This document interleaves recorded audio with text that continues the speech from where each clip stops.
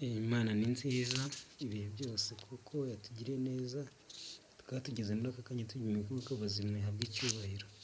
Nongeye kubaha ikaze rero kuri iyi channel nanone tugiye gukomeza ibyigisho by'ishuri ryo ku isabato. Uyu munsi tugiye kwiga ingingo yo kuwa gatanu, aho turi ku cyigisho cya mbere kivuga ngo Pawulo n'Abanyefeso. Noneho ingingo yo kuwa gatanu iravuga ngo Abefeso, urwandiko rwiganjemo Kristo. Ejo hashize twabonye ko twabonye ingingo ivuga ngo urwandiko rwandikiwe Abanyefeso mu gihe cyarwo. Twabonye ko mu gihe Abefeso bari barimo kiriya gihe bari bakeneye kwandikirwa uru rwandiko. Rero reka mbere y'uko dukomeza dusenga Imana. Shimwa Mwami mwiza, shimwa kubw'ineza yawe, tugiye uko bukeye n'uko bwije uhabwe icyubahiro. Tugushimiye ko rero uduhaye umwanya wo kujya kwiga ijambo ryawe. Reka utuyobore kandi uduhe kumva uru rwandiko rw'Abefeso, maze ubwo ibyanditswemo bizakiza ubugingo bwacu tuzashima urukundo rwawe. Tugirire neza tube hafi mu gihe twigira ijambo ryawe, duhe umutima uguhugukiye mu izina rya Yesu, amen. Abefeso, urwandiko rwiganjemo Kristo. Rero ni ingingo yo kuwa gatanu ku itariki ya 29. Noneho hano badutangije isomo ryo mu Befeso igice cya mbere umurongo wa 9 n'uwa 10. Noneho batubaza n'ikibazo kibaza ngo ni mu buhe buryo Pawulo amenyekanisha insanganyamatsiko y'urwandiko rwe. Reka turebe iryo somo rero. Abefeso igice cya mbere umurongo wa 9 n'uwa 10 haranditswe ngo itumenyesheje ubwiru bw'ibyo ishaka kubw'ineza y'ubushake bwayo, aribyo yagambiriye kera kugira ngo ibihe nibisohora ibone uko iteraniriza ibintu byose muri Kristo, ari ibiri mu ijuru cyangwa ibiri mu isi. Kubw'uwo natwe twarazwe umurage tubitoranijwe kera nk'uko Imana yabigambiriye, ikora byose nk'uko ibishaka mu mutima wayo. Ahangaha rero Pawulo adushishikariza cyangwa se atwereka ko Kristo cyangwa se Imana yashimye ko Kristo ab'isi ari we bateranirizwamo kugira ngo baherwe agakizwa muri we, maze ubwo agiye kugaruka tuzamusanganire. Rero hano hari amagambo akomeza kudufasha kubyumva neza, aho bavuze ngo ni mu buhe buryo ubutumwa bwo mu rwandiko rw'Abefeso bwavugwa mu ncamake.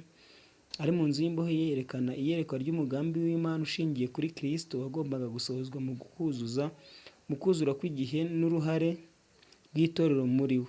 Imana yakoreye muri Kristo kugira ngo itangize umugambi wo guteranyiriza ibintu byose muri we, ibintu byo mu ijuru n'ibintu byo mu isi. Kandi ibyo yabikoze binyuze mu gushyiraho itorero nk'umuryango ugizwe n'abantu bashya baturutse mu Bayuda n'abanyamahanga. Abizera bahamagarirwa gukorana n'umugambi w'Imana, bikaba ikimenyetso ku mbaraga z'ikibi ko umugambi w'Imana udakuka uri gukora. Ahangaha rero bari kutwereka ko Pawulo cyangwa se Kristo yashyiriweho kugira ngo ahuze ibyo mu isi no mu ijuru, cyangwa se nk'uko tubisoma no mu bindi bitabo. Tubona ko ubwo Yakobo yabonaga urwego abamarayika baruzamukaho abandi barumanukaho, urwo rwego rwari Kristo. Rero Kristo niwe wenyine wabashije guhuza ijuru n'isi, cyangwa se kongera guhuza umunyabyaha n'Imana, kuko muri we niho agakiza kabonerwa. Mu Befeso rero igice cya mbere umurongo wa 9 n'uwa 10 hatangaza ko ubumwe Imana ifite mu bitekerezo byayo bishingiye muri Kristo. Nuko rero ntabwo bitangaje gutahura ko urwandiko rw'Abefeso ari urwandiko rwiganjemo Kristo, ku buryo aho ariho hose muri rwo hahimbaza ibikorwa Imana yakoreye muri Kristo, kandi hagashima ko abizera bashoboye kugera ku butunzi bw'ibyamwuka baherewe muri Kristo. Pawulo akoresha amagambo ngo muri Kristo n'andi asa nayo inshuro zirenze 30, kandi ahantu hose akerereza Yesu. Igihe usoma uru rwandiko jya wita kuri aya magambo, maze umenye uburyo Pawulo yibanda kuri Yesu mu buryo bwinshi. Pawulo ashaka kongera kubyutsa kwiyegurira Imana bundi bushya kw'abizera bo muri Efeso, binyuze mu kwibutsa ko ari bamwe mu bagize itorero, ari ryo mutima w'umugambi w'Imana wo guteranyiriza ibintu byose muri Kristo. Iyo akoresha ijambo itorero, bivuga ngo muri uru rwandiko aba ashaka kuvuga itorero mu isi yose cyangwa itorero mu buryo bwagutse. Ntabwo aba ashaka kuvuga itorero mu buryo runaka. Uburyo bw'ibanze akoresha ni ukuvuga ku itorero, kandi abikora akoresheje imvugo shusho enye, muri zo azitangaho amakuru arambuye. Rero ahangaha hari ibintu 4 batubwiye biranga ko itorero rya Kristo cyangwa se icyo Pawulo yagaragarizaga Abefeso ni uko bose ari umuryango cyangwa se ari itorero, aribo bagize umubiri wa Kristo. Rero icya mbere ni uko yavuze ko itorero nk'umubiri wa Kristo biboneka mu Befeso igice cya mbere umurongo wa 22 n'uwa 23. Ikindi itorero nk'inyubako cyangwa se urusengero, aha ngaha ntiwabisanga mu Befeso igice cya 2 umurongo wa 19. Itorero nk'umugeni wabisanga mu Befeso igice cya 5. Itorero nk'ingabo Abefeso igice cya 6 umurongo wa 10 kugera ku wa 20. Rero buri shusho muri aya ngaya mu buryo bwayo yerekana umugambi w'Imana n'intego ifitiye itorero.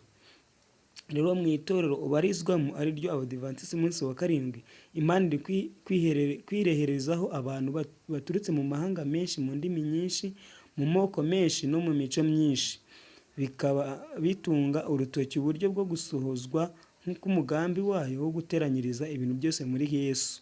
Ni mu buhe buryo twafatanya n'umugambi w'umugari w'Imana?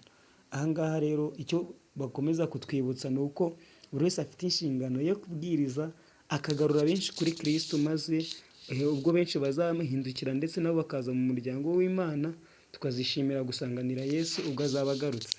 Rero reka mbifuriza kugira ngo Imana ishoboze buri umwe wese kugira uruhare mu murimo wayo, kugira ngo ubwo Kristo agiye kwerekanwa tuzishimire kumusanganira tunezerewe.